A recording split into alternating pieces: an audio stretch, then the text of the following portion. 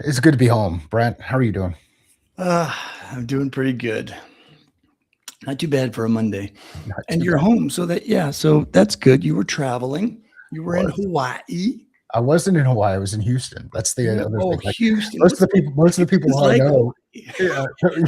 yeah, yeah. And that it starts with an H.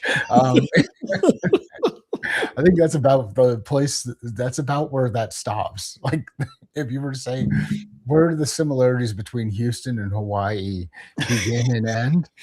It's with H. Uh, the Yeah, it was. Um,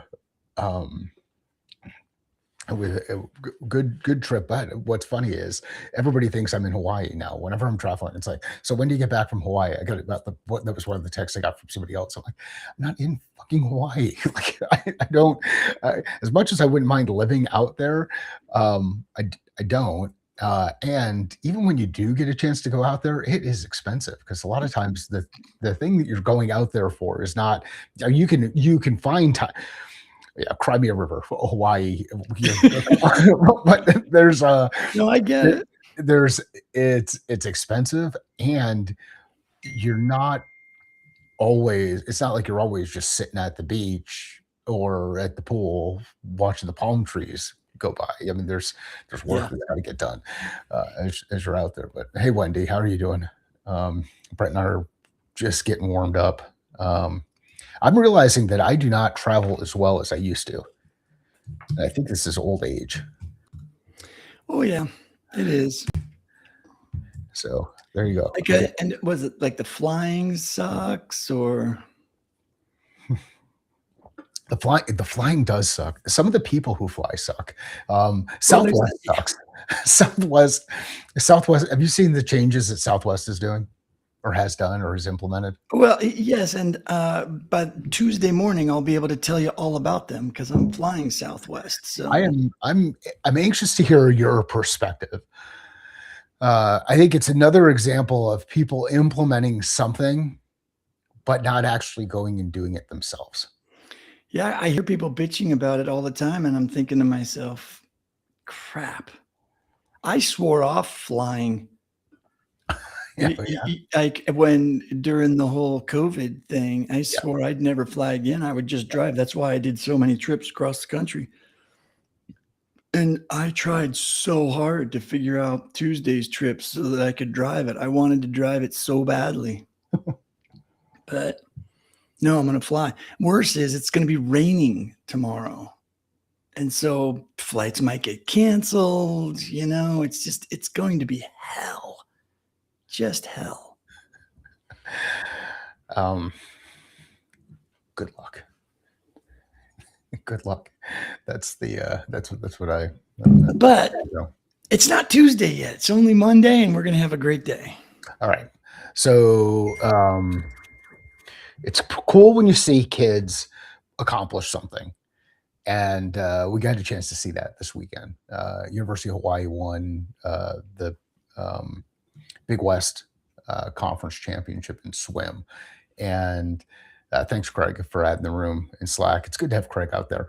The So that's you see this you see every all of this kind of build up over the week, like, hey, we're behind on points, and then we're just ahead on points, and how's the math going to work out, and all of that other kind of stuff. But then all of it just kind of and then you see the frustration because, I mean, Yeah. from swim, Oh, yeah.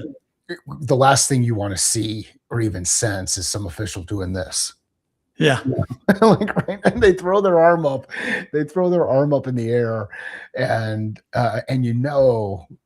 someone's been disqualified or DQ'd, and you hope it's not yours, and like all of that kind of stuff. Like, there's all that tension that's out there, and um so it's cool to see kids kind of go through the ups and downs and then ultimately get to the end, and then parents who you're hanging out with, and for a couple of days while you're at a conference meet like this. That was a fun thing to see and do. So congrats to the University of Hawaii for winning both men's and women's swim and dive Oh, championship. nice. The ladies won too. Fantastic.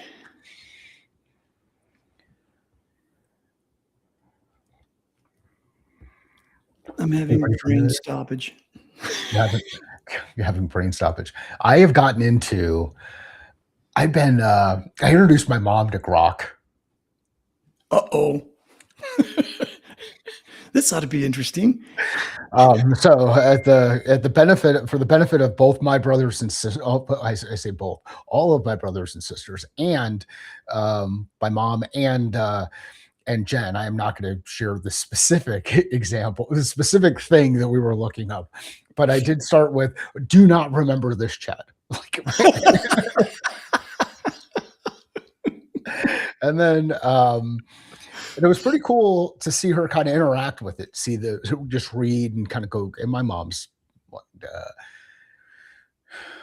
she's old. I mean, I'm old, so you figure out, do the math. Well, She's gonna be so old. did you have her do the voice part or? No, but here's the funny thing. She tried to do the voice part, and I've got that all turned off. Like, I've got, as much as I know my phone listens to me on everything, I've got all the microphone stuff turned off. So she's trying to do it. I'm like, oh no, I've got that stuff turned off. And she's like, okay, old guy, or I mean, she didn't say that, but but it's funny to see how quickly that's the move. Like, the move is, hey, I'm going to use voice to input some kind of information, whether it's inputting text. Mhm. Same kind of thing happened during the week. It's inputting text, or it's inputting the response or the engagement with Grok. And it was cool to see the evolution, because it started with, okay, here's the scenario, go through and do this thing, and then get all the feedback back, and then go a little bit deeper into that thing.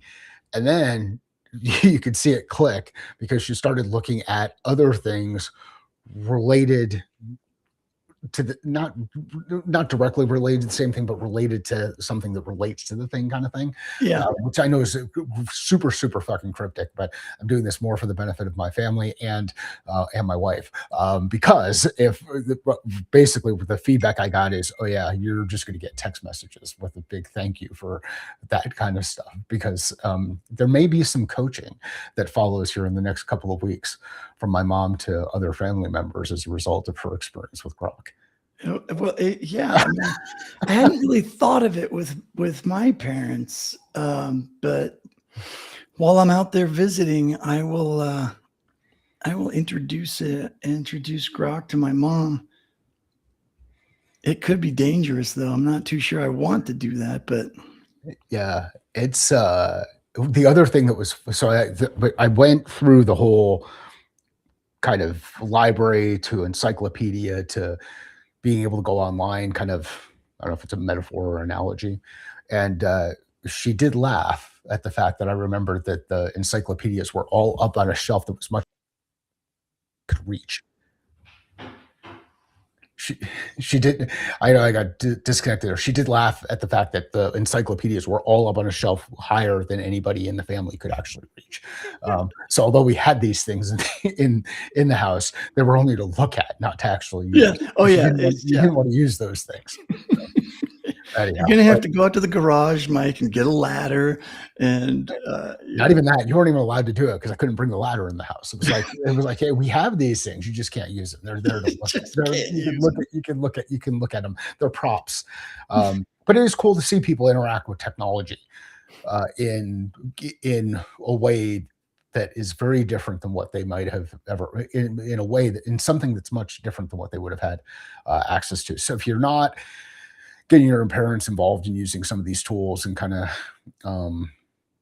helping them kind of just be familiar with what it is, because once you start to use it, then that kind of removes that veil of, ooh, this is going to end the entire world type stuff. So anyway, yeah. If that's what she was concerned with. well, I don't know that she was ever really concerned with it, but it's more, but have you ever had those conversations with people where AI is going to end the world? No. Oh, you haven't? Oh, okay. We're gonna have to have you go over for a fireside chat when my brother's over. We will have some fun. Well, okay then. Let's have at it. Let's go AI. I've just come to the conclusion that just nobody knows yet I mean, nobody knows yet how it's going to impact everything, and everybody is using it as an opportunity to pontificate and to try to find their niche and to find some sort of business leverage with the tools at any given time. But nobody, I don't think everybody is both right and wrong currently. Nobody knows. It's like this one gets used over and over and over again. I think the first time I saw it was in the movie Charlie Wilson's War, where Philip Seymour Hoffman's character talks about the farmer or the monk, and it's basically the net version of it is at the end of everything that happens, the response is we'll see, because nobody knows. Like everybody can get themselves up in an uproar, thanks, Craig. It is good to know that you like us and that you could have slept in today, but you decided to wake up. Thank you. Thanks for being here. I guess since Craig's here and Wendy's here, we should probably get to the news. We probably should.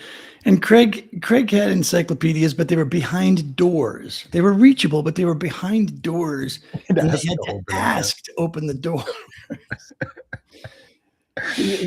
While we're sharing the location, ours were just on a wooden shelf and they sat at kind of a slight angle back, almost like a shoe rack. And all the books were all lined up right there. And they were literally up against the wall right by the front door.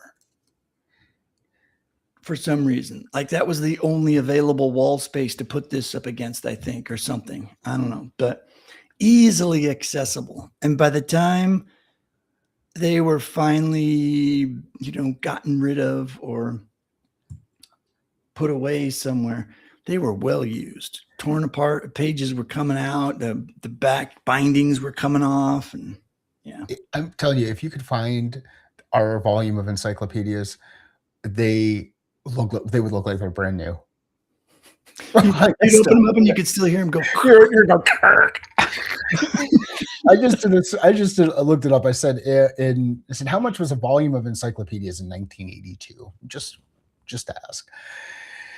According to Gemini, in 1982, a complete set of major encyclopedias, like the Encyclopedia Britannica, typically sold between $1,000 and $3,000 for a standard 20 to 25 volume set that roughly $40 to $50, $40 to $150 per volume.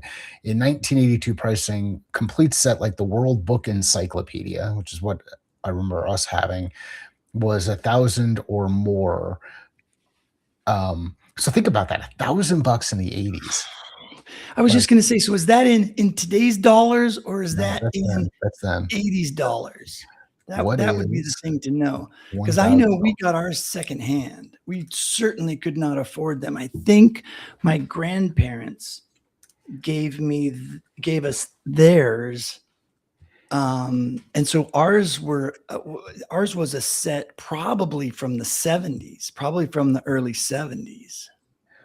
In 1982, $1,000 had the equivalent purchasing power to about $3,358.78, based on an inflation rate of 2.79% per year between 82 and today.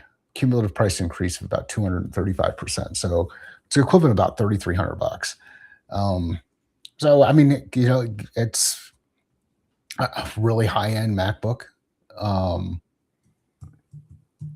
Really high-end MacBook. I know. Well, I know that there were door-to-door salesmen that would go around to sell it, and you could pay monthly.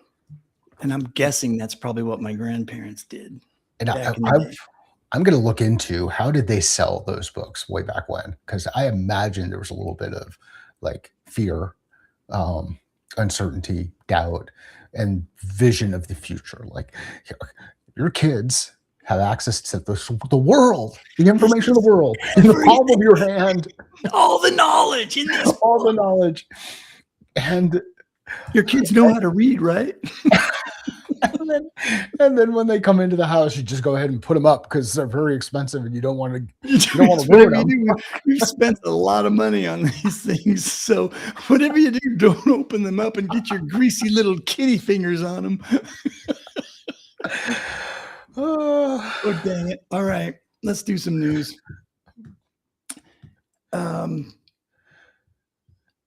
I actually did some additional work on the executive producer, and I also used Grok last week and created some videos too, but I can't find them now, so I'll have to get back into that. But anywho, oh, it put the cutting room floor at the top. I'm like, wait, where's the script? There it is. Good morning, people developers. It's February 16th, 2026. I'm Brent. That's Mike. We've been chatting for the last few minutes. And if you haven't integrated an AI agent into your morning coffee routine yet, are you even in L&D? Wait a minute. That was last week's. Are they copying things again? Time out. No, it said February 16th, and that's today. Executive producer, I'm so disappointed. Anyhow, our top story. The India AI Impact Summit kicks off today. Well, at least that's a new story. Yeah. In New Delhi, of all places. We're talking Sundar Pichai, Pichai. My apologies to all of my Indian friends who I'm butchering the names of your city. Sam Altman, Jensen Huang, basically the Avengers of tech, but with more Patagonia vests and fewer capes.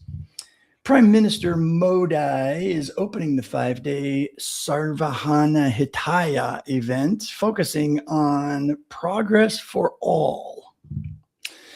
Why does this matter for L&D? Because they're literally redesigning the world. If Sam Altman decides we don't need screens anymore, your 45-minute SCORM module on password safety is going to look like a cave painting. Also, if they solve AI safety, maybe the AI will finally stop trying to hallucinate that our compliance training is actually interesting. So is everybody pumped about the AI Impact Summit? I forget what the news article was last week that made me go search for it to try to figure out what this summit is and all of that kind of stuff. And I got pumped enough to do a search, look at a web page, and then got distracted. And be like, yeah. I'll wait till the clips start coming out on Tick bitching about it. It's I mean, I think I'm pumped that we're having summits and we're bringing people together to talk about stuff.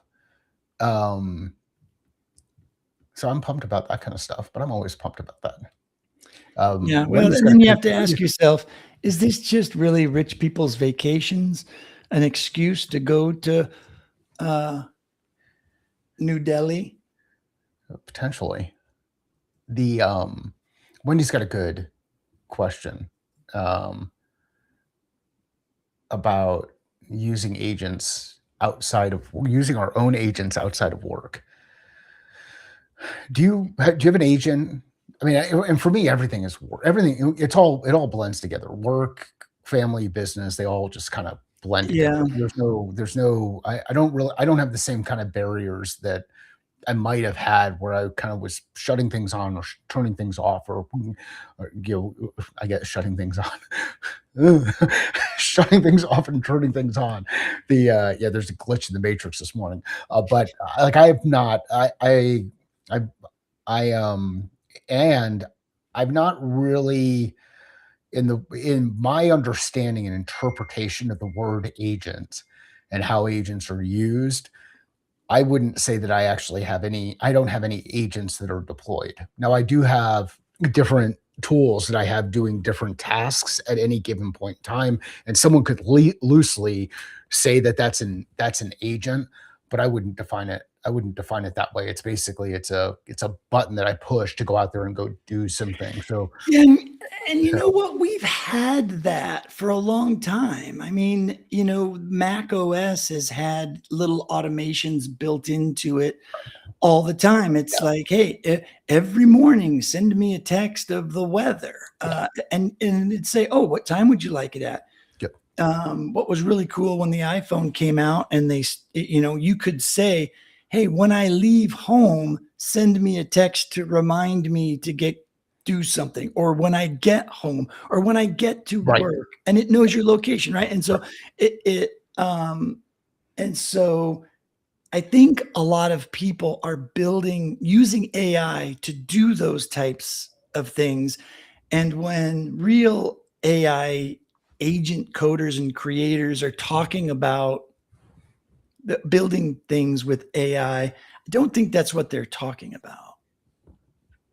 TweetDeck. Yes. Remember TweetDeck? Yeah. I mean, I think of what a lot of people are thinking of what they're doing with their agents. They probably, and I talked about this last year a lot to people. I was like, I asked the question anytime I was in a room full of IT people, and there was an AI person in there, or the conversation was around AI. I always brought up the question, how are you distinguishing between what needs AI and what could just be a standard automation using tools that are 20 years old?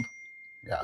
So what I do use all the time, and when I say all the time, I'm like daily now, um, are various versions of tools, whether it's GPTs that I've created in ChatGPT for us to do specific jobs in the business. It's Gemini to do certain things that I needed to do, or Grok to do some research on stuff and gain perspective on things. I'm using that daily. I've started using Claude this weekend, like being intentional about how I'm using it, and I am absolutely fucking blown away by um, the recommendations that are made here, just looking at simple things like a screenshot of all of the videos that are on our YouTube channel and how we can optimize that and what we can change. And just one piece of feedback was, hey, the whiteboards can be confusing and feel like they're the same. And it ultimately, I said, that's part of my brand. So it said, yeah, it's part of your brand, but this is how you can use it. Like you can be more intentional on how you're using the tool in that environment. And that's literally by taking a screenshot of my YouTube channel, because I couldn't point it to the YouTube channel and have it go in and start accessing the information in the same way that Gemini can, just because there's different things that are open and things that are not. But taking a picture of it, it could interpret the picture. Now, what it could also do is it could look at our 3 websites, quickly go through it and say, oh, here's where things are disjointed. This is the journey you want. And it, on a positive note, it came back and said, the journey is start with Find My Catalyst, then go to Coach Simmons, then move into Catalyst sale for the higher end type stuff, which literally with me doing nothing other than, hey, I'm going to commit to spending a couple of minutes going through its situation to say, I want to solve for this thing. Now, in the background, there's a lot of stuff moving around. So am I using its agents to go and do things? Probably, without actually even knowing that I've got that out there. It's not like I've built and deployed agents in that perspective. Wendy, I don't know if that's helpful for you, but for me, it all blends. Like the one, we could go down a rabbit hole on how to modernize golf clubs from the 1980s with new shafts and how they're supposed to perform and what expectations are based on swing speed and the way that the shafts are built, like, and different kick points. Like I'm rebuilding a set of Ping I2. I'm not doing it. I've sent them out to go get done, but I'm having a set of Ping I2s rebuilt with modern shafts, and it could completely fuck up my golf game for the rest of the year, or it could turn me into an absolute monster. We shall see. But according to Grok, I'm pretty confident about what I've done. It's not the tool, Mike. It's not the tool. I understand. Um, I understand.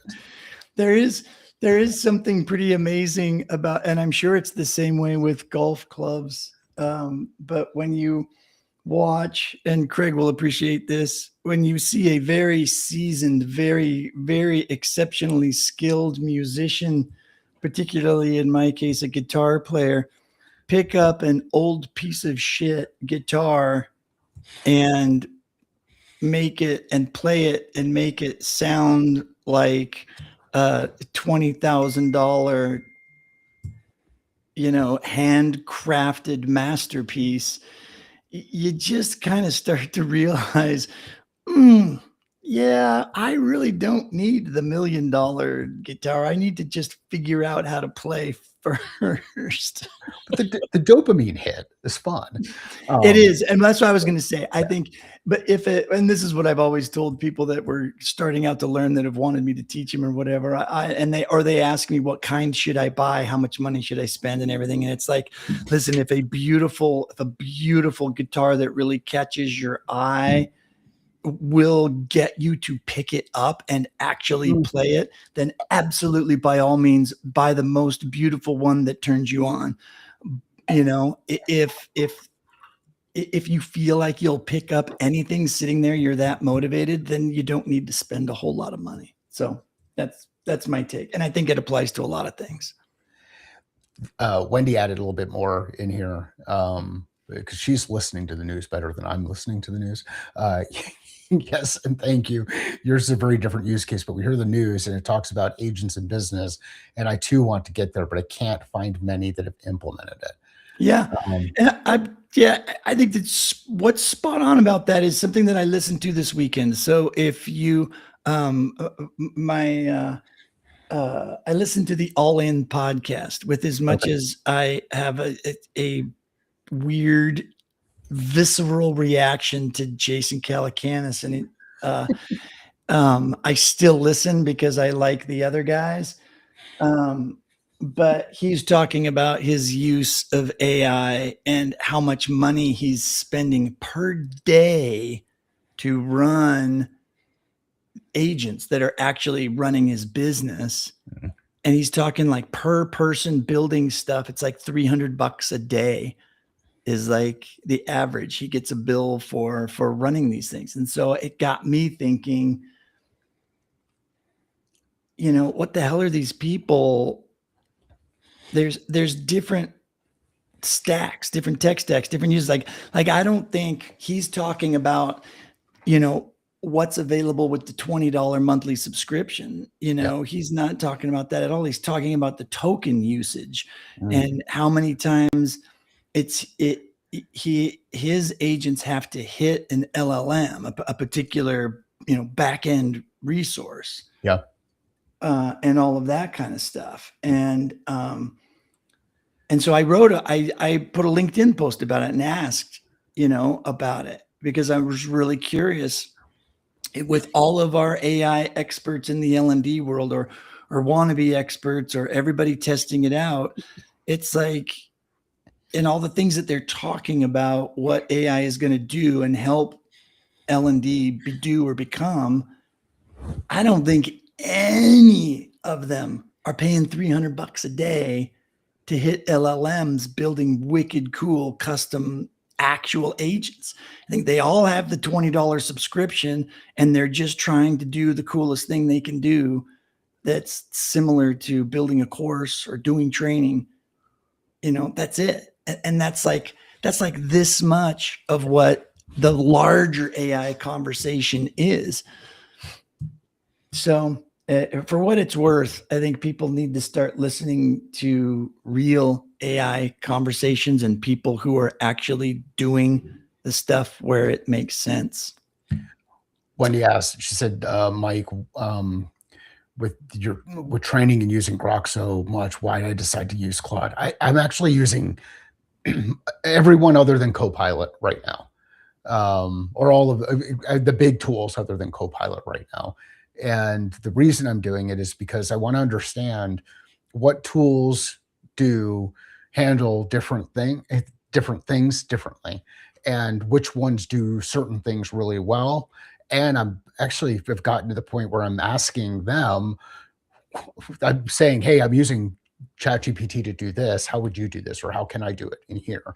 And some of them can handle that kind of stuff. Like Grok can't handle the stuff that I do right now, where I take podcast show notes, or I could take show notes from this recording, and I could put it into a GPT that I've got and ask, and it will know to summarize it without me doing anything. I just put it in and hit go, and it organizes the way that I want it to. There's not a way to do that in Grok today based on my understanding of it. So for me, it's just it's testing. And Craig, for why not Copilot? Hey, just I'm me. And It's it's Microsoft, and it's they will be the it's not, last ones yeah, you it's use. it's it's more of a having it in front of me and using it, and that kind of a thing. It just hasn't. I haven't gotten to it. Like I just started really getting into Claude this weekend. Um, and there's so much stuff out there. I think anybody who tells you this is the one tool you need to use is just like having a conversation with someone and them telling you this is the one way to make eggs. Yeah. Like, It's like if yeah. you're eating eggs any other way than over hard, you're an idiot. Like, no, hold on, no, I can make them. I can do it any different way. Like, there's so many different tools, and it's become very, Yeah. yeah. People get dug in. Well, and the one thing I learned too, or that's starting to come to light more now when you read about it, is people aren't just saying, I used this and here's the prompt I put in. It's, I built this agent or this Yeah, collection of agents that work together. And yeah, what I discovered is certain tasks I can point the part where it needs to, where the automation needs to reach out to an LLM and do some thinking, I can point it at a I can point it to an LLM that's like 3 or 4 versions old, and it does that particular task just fine, and yeah. it costs me a fraction of the dollars that it would be to send that exact same task to the latest and greatest version of the OpenAI LLM or whatever. However, I'm using all the technical terms wrong, probably for those of you listening. Yes, I know, but just the point I want to make to people in the L&D industry is there is so much more to this agent stuff and to automation than even like like a gem in Gemini, which is about as far as I've gone in my usage of it. The fact that I go in and I keep adding things and changing things to the instruction set of the gem inside Gemini for our executive producer to do this is about as far as I've gone. Now, I've watched my son use Claude Code to build a full-blown application with an administrative back end, with data entry points for users, with points and scoring systems. And the particular product that he had in his head and he wanted to execute on, he has fully executed it, and it works. And he knows nothing about tech, do zero. But going through the experience and doing this whole process, he's become a junior engineer. He explained everything to me. I look at the file folder structure that got created. He understands it. He doesn't understand the code that's generated, but he understands where everything needs to go, why it needs to go there, which thing talks to which thing. And he learned it all just by banging on all these different AI tools. And then when I introduced him to Claude Code, when Claude Code first came out and it was blowing up and everybody was going crazy about it, I sent him a text and said, "You have got," because he was struggling. It's like, he's like, "Dad, I've gotten to the point where it's a mess. It's a mess. There's so much code." I'm like, "Okay, here's what you have to do. Spend $20, get Claude Code, point Claude Code at it, and have it clean up everything." And he's like, it'll do that? I'm like, as far as I know, it's what I've heard it'll do. And he did it, and he was pumped. It fixed everything. It gave him a to-do list of tasks, of things that he had to do on his end. And he cleaned the whole thing up, and he's psyched with it. It's a product that'll probably never see the light of day. But as far as having a piece and something that he's created, that he's learned, it's an amazing, amazing product. So you can do cool things and not be a technical person. Well, and that's I think anything we can do to help accelerate the speed to trying, to testing, then we're doing a good thing. So it's not like, hey, awesome that, Calacanis is doing all of these things, and whatever, whomever is doing all of this other stuff. Like, don't get caught up with, hey, I'm not doing that, or I can't do that, or I don't have the money to do that, or any of those other things. It's what do I want to just test today? And if you can find a single task, just find a task in your work where, like, you know what, I do this task the same way all the time. The easiest one for us, the simplest one, and I know I go back to it, it was the podcast show notes. Like I had outsourced podcast show notes to Jen. I said, look, take care of them, please take care of them. And she would do them. The problem was, I'd walk by her and she'd be listening to it. While she's listening to it, she's scrolling on Instagram or playing whatever game on the phone, like not listening to the podcast show notes. And you could see it in the show notes. So then I took the show notes back and I started doing. You don't get this task, Jen. Yeah. Well, because it wasn't doing, like, the work wasn't working in that instance, right? Yeah. The only thing that is getting in the way of me pushing out live about 8 episodes that I've got already recorded is me pushing them into Camtasia, editing via Audiate to clean up some things, and then taking that text file and dropping it into our GPT. That's it. Like, the time period is so short. Before, I used to pay $250 an episode to have those episodes produced. Now, someone would be like, well, you took somebody out of a job and whatever. Fuck, I don't need $250 an episode at 500 episodes. That's a lot of money to invest in pushing out a podcast. Now, we have modified that over time, but now I can put it. The biggest problem I've got with the GPT that does it now is it thinks it's smarter than the person who is saying stuff on the podcast, and will reformat their quotes. Like, it'll take their quotes and say them differently. So I actually have to take the quotes, search through the transcript to find it. And then I go pound the GPT on the head and I'm like, hey, so-and-so didn't say that. Oh, you're right. Yeah, I paraphrased this. And you're like, I always love that. Oh, wow, you're absolutely right. I'll get right on it and fix it. I always just want to say, well, then how come you didn't fix it in the first place? But right. Then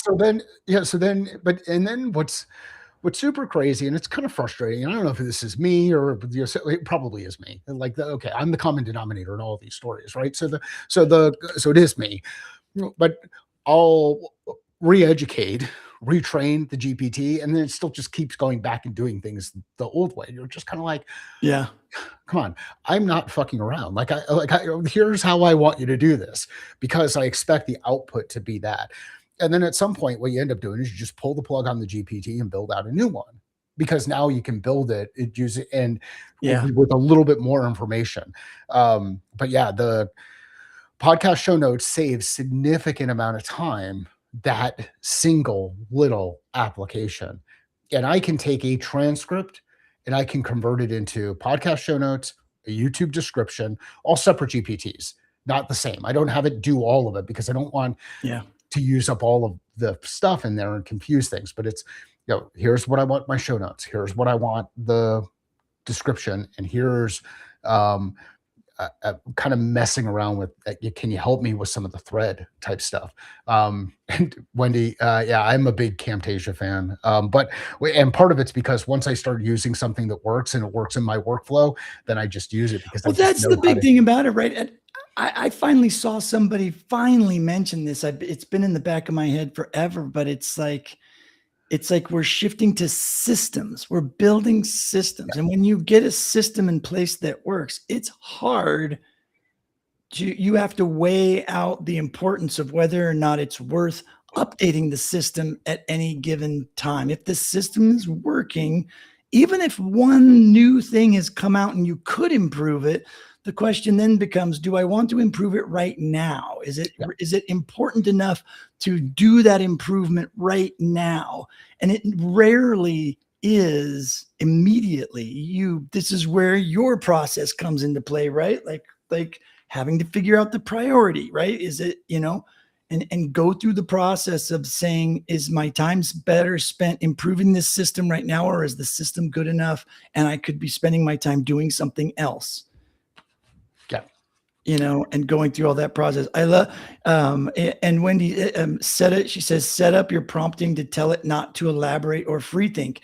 And I've tried that before, and I must be doing it wrong or something, because they all ignore me. I with all of them, I've tried to tell them, listen, I want it in exactly this format. Like the executive producer, for example, I'll go back through ones in the past and in the format that I like that it created, and I will put it in like a template and say, this is how I want you to do it. And where I say story one, put story one script in this spot of the script template. Every single time it will come back and go, for story A, I'm like, no, it's not A. We're going story 1, 2. We're using numbers. We're not using letters. Stop thinking. And so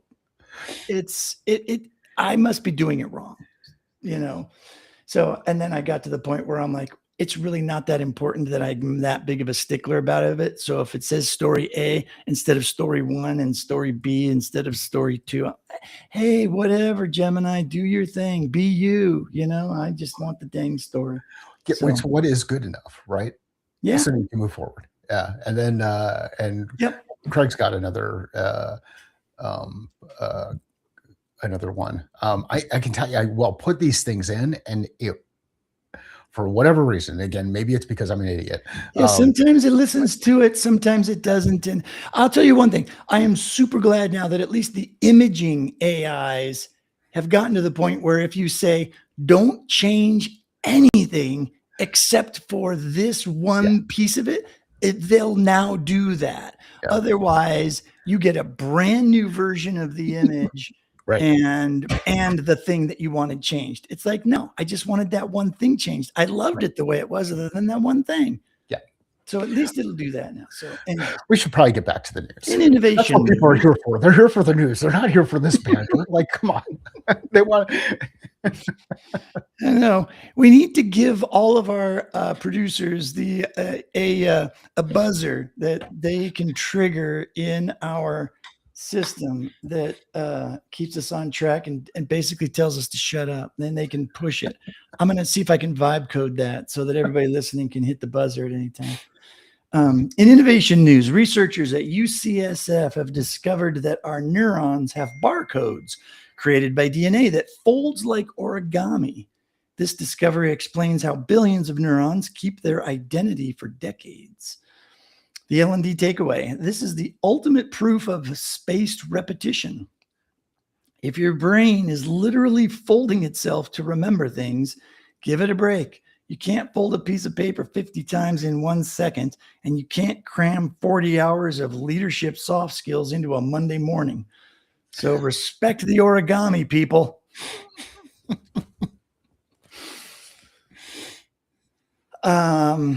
Yeah. So they put the brain stuff in the innovation and tech section, which is interesting. Normally they put that in the human capital section, but hey, I'll roll with it. Good on you, executive producer. Are we really that big on the spaced repetition with the barcode? Neurons have barcodes.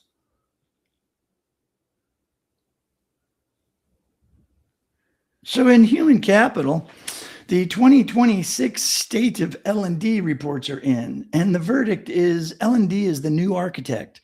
We are moving away from being the Department of No, as in, no, you haven't finished your training, to be the Department of How. 48% of leaders now prioritize learning culture over course completion.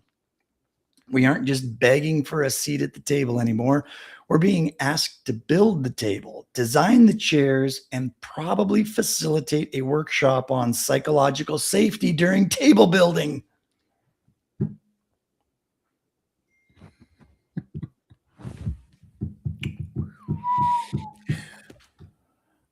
Industry spotlight, finance and global compliance. The EU Pay Transparency Directive is looming for June 2026. If you're in a global firm, your L&D team is about to become the transparency police. Compliance training is moving from check the box to scenario-based survival. You can't just click next to learn how to explain to an employee why they make less than the guy who sleeps at his desk. That takes real skill development, folks.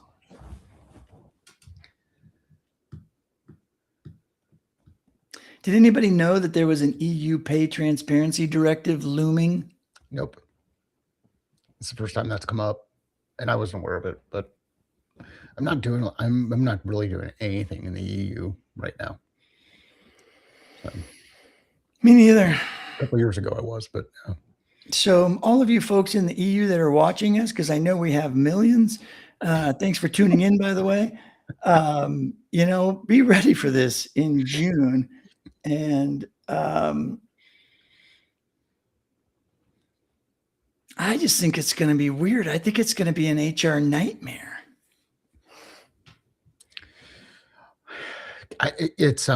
How come Jane gets paid more than I do? How come Bob gets more money than I do? It's going to cause like,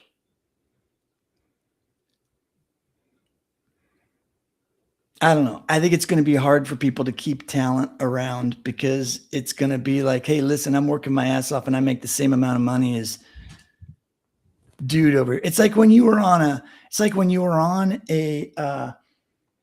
group project when you're at university or something, and you're the one doing all the work and everybody else in the group never shows up to the group meetings or drops the ball on their part that they were assigned, and it holds everybody else up or whatever, and you having to do all the work to manage it, and then everybody else gets the exact same grade you got for doing the project. Like that, there is a significant amount of resentment built up. I watched my kids experience it.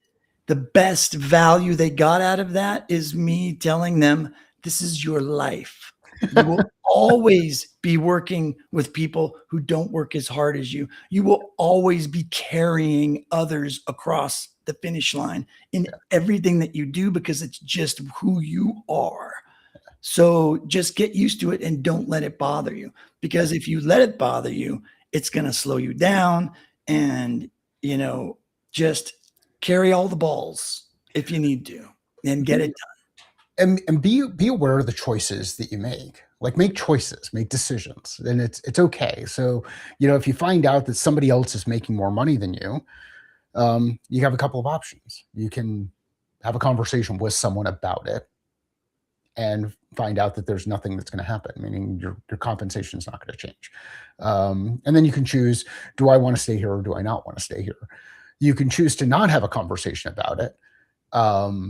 And then at that point in time, you've got to be comfortable with the whole idea of letting it go. But I think access to information is a good thing. I think there are always going to be groups of people who will do absolutely nothing with the information. there will be groups of people who will bitch and moan about the information and still do nothing. Like there's a difference between bitching and moaning and actually going and have a conversation with the person who can make a change happen. Yeah. And then there are people who will go and have the conversation with the people who can make the change happen. I think it's gonna force business owners and business leaders to go to the least common denominator and pay everybody the same. There will be no merit based. It'll just be, hey, I own 12 Taco Bells across the country, and everyone is going to get paid the exact same amount, so I just don't have to deal with this bullshit. Sure. But again, it all kind of depends on the type of work that you do, the type of place that you're a part of, like all of those things, which are all the choices. Like you've made the Oh choice. yeah, for sure. I'm saying, yeah. Every time I'm just saying there are going to be unintended consequences of this law that's going to change a lot of things that people are going to be like, oh shit, we didn't think about that. So Craig called BS on the build the table. I saw that, and I'm scrolling back to start that story over. That was basically you're an architect and you're to come in. And it's not about having a seat at the table. You get to come in and you get to build the table so that and lead the conversation. So I will reiterate it because these stories are short, and it looks like Wendy missed it anyways. In a 2026 State of L&D report, it says L&D is the new architect. So to Mike's point, where this is the whole architect story that has come across, executive producer has picked this one out time and time again to say, this is important, Brent and Mike. You guys absolutely need to talk about we're becoming architects. Well, and Debbie Richards put that out there too. Right? Yeah. Like there's that's why the executive producer, I think, is pulling it out, because he's seeing it everywhere. It's being tagged as this must be important because everybody's talking about it. So we are moving away from being the department of no, as in no, you haven't finished your training, to being the department of how. And this is the part that's interesting. So the executive producer splits the script into two sections. And sometimes in my slow to react brain, they don't always connect. So this is one of those times, and maybe Wendy and Craig, you can help us. So this is the second half. 48% of leaders now prioritize learning culture over course completion. We aren't just begging for a seat at the table anymore. We're being asked to build the table, design the chairs, and probably facilitate a workshop on psychological safety during the table building. So like that thing was keyword stuffed with a bunch of stuff that could be triggering, right? Like it's the whole, that's the funny part. It's like psychological safety on building the table while not, having a seat at the table and all of that other kind of stuff. What I think is interesting. And what are Kirkpatrick's 4 levels? What are the 4 levels of Kirkpatrick, or is it 5 levels now? But anyway, that's 37 levels. But it's like the first. Do you remember? The first one is did they enjoy taking the course, and the last one is, did the business actually have an impact? All the ones in the middle, I don't know. Yeah, and I thought it was one of those, did they do it or did they not do it, right? Like the 1s and 0 type thing. Well, that's how it starts off, right? But then it's that, and that's the check the box piece that's in here. Oh no, I'm saying no. Sorry, Craig. I'm saying 48%, not 428.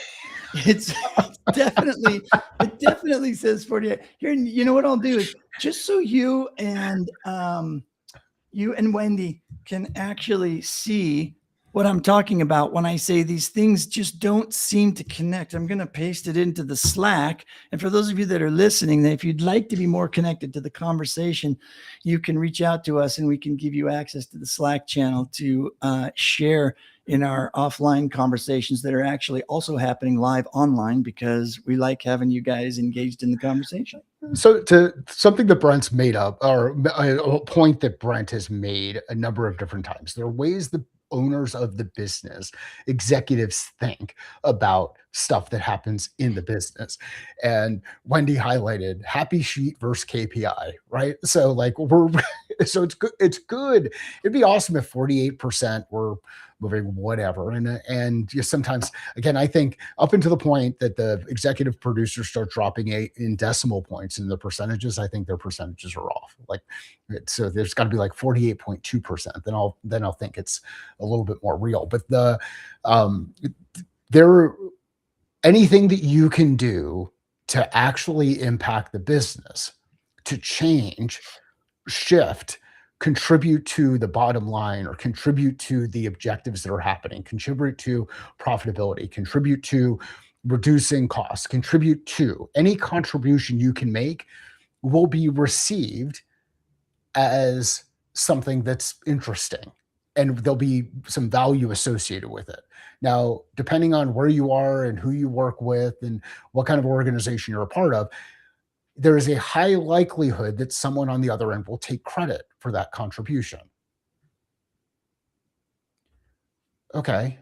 You've demonstrated an ability to identify contribution and value. Now you can go transfer that value someplace else or inside the business, either one of those, but those are your choices.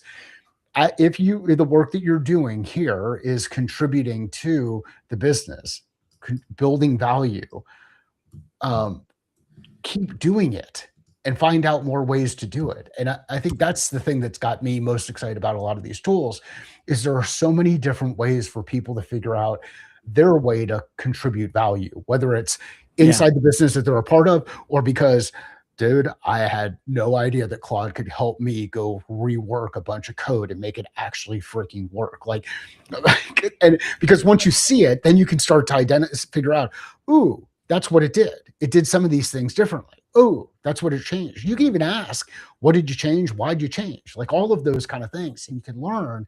And when you learn in context, good things tend to happen. Yep. Yeah. So I would say that to just kind of add on that before I do the last story. Oh shoot, we're already at the top of the hour. Dang, we are burning time like crazy. I won't even add that comment. I'm going to hit the last story. I put the link in for the 2026 L&D trends if anybody wants to read how it came up with the thing that is confusing us, and we can unconfuse ourselves. And I can just read our, let's see, I did the industry spotlight. We talked about the EU pay. Last story, authoring tool update.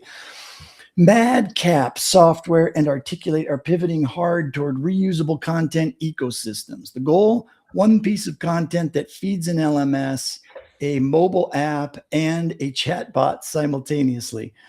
Anchor, M&A activity in the sector is skyrocketing as agentic AI becomes a feature in every authoring suite. Basically, the software is becoming so smart, it might just write the course, take the course, and then give itself a 5-star review on Glassdoor.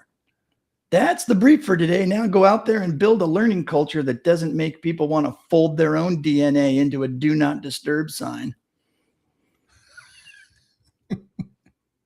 Just had to wrap that up real quick because I love the closing. I really do like how they're the callback piece. Like we got into the origami component.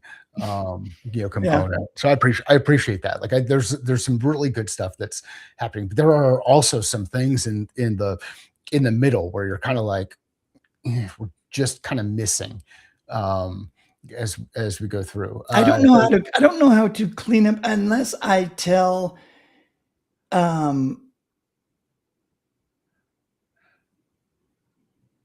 yeah, this is a process. This is a system thing I need to figure out. So I could do one of two things. Every time we have weird questions where if there's a section that we get to that is has these two sections and they don't seem to make sense or I'm confused, I could just ask it, give me more clarity, rewrite a script with more clarity on story 2 or story B, whichever one it is, and then reread it. I don't know. That's something I hadn't thought of. The good, I think, interesting conversation today. I'm really excited that on a holiday we got Craig riled up. Like that to me feels good because like there's some emotional things that can happen with all of this stuff, and it's good to get excited because it just means you're alive. And I'm glad Craig was able to wake up when he could have slept in, and he was able to understand that section. It's not confusing to him. He just doesn't agree with it. I'm still confused by it. So I'm going to have to go back in and read the whole dang thing and figure out what in the heck they were actually trying to say, because my brain just didn't put all of the buzzwords together. It's learning culture over course completion has never been two parenthetical phrases that I've ever put together as even being related. So that may be where I'm getting hung up right off the shoot. So here's the big challenge. Here's the big challenge. We operate from a foundation of continuous learning. We're a learning organization. We're inspiring our people to keep learning, and it's a value that we have inside our organization. Versus, show me on your sheet where you check the box that you went to the training, you got out of the training, you scored on the training, and moved on to the next thing. Because I have to get everybody in compliance with lockout, tagout training, or else we've got to shut the operation down. Like those kind of. I think there's this. I think that's what I took out of that piece is, hey, we're actually gonna we've adopted the whole idea that continuous learning and continuous improvement is really good for our business, and it's actually going to help us move forward. It's going to help our people move forward. Versus, I'm just going to beat you over the head with your training checkbox. Yeah. Oh, did you fill out the survey? If you didn't fill out the survey, you're not going to get you don't get the little coupon for your ice cream. Did you fill out the survey? Fill out the survey. You know what I mean? Like that kind of stuff. Like it just, I think that's the thing. Are they mutually exclusive? No. But are there a lot of people who say we've got a training? I mean, well, heck, you say it. Training is an event. Learning is a process. Technology enables both of those, and individually or together. And business impact is what we're moving toward. Performance improvement is what we're moving toward. And I do appreciate the clarity there, Craig. The completions equals compliance, or we trained you, you should know how to do it right. Yeah, it helps. And so, I mean, I do kind of get that. It just, the way it's phrased and all of the different buzzwords that were put together, it's like they were trying to take that whole entire 2026 L&D trends and take every buzzword out of it and squeeze it into one article. I think is where I was going with that. But anyways, yes, all of those things. And Wednesday, we're doing our hackathon. I'm going to be doing it from the basement of my parents' house, which is, so that'll be fun. And, but I won't be here tomorrow. So Craig, if you want to jump in, or Wendy, if you want to jump in, maybe Mike can send you links, and you guys can take the hot seat here tomorrow, because I'll just be traveling. But yeah, Wednesday hackathon, 10 a.m. instead of 8 a.m. Eastern time. So, but we're still going to do the 8 a.m. show. Hey, and send us the news prompt, so we've got it in Slack, and we'll just run it, and we'll see if our version of Gemini is better than your version of Gemini. Oh yeah, I pasted it in already somewhere. Yeah, but I think I'm really going to want to spend the time to go back in and. I'll share it. Yes, I'll do this. You can share gems. That's right. I forgot. I'll share the gem with you, and you can just go run it. I should do that anyways. Do it, and then you know what I did do over the weekend? I plugged the instructions into Grok, and it went ahead and created a thing, and it did almost the exact same thing. It wrote a little bit differently. Its voice was a little different, but we can talk about that later. We're way over. That's cool. All right. Where can people find their catalyst, Mike? Craig, we'll see you tomorrow. You can find your catalyst always at findmycatalyst.com. And Brent, good luck with the travel. Thank you. I'm excited about the hackathon. Yeah, it's going to be good. We're going to have fun, and it will be fun. People will learn. And it won't be just the two of us rambling. I promise you, everybody. with his fingers crossed. I promise you. I thought that was what, and that fingers crossed behind you, like a promise. Well, I Yeah, wanted people to see it. So it was double fingers crossed. All right, very good. We'll see you next time. Thanks. adios.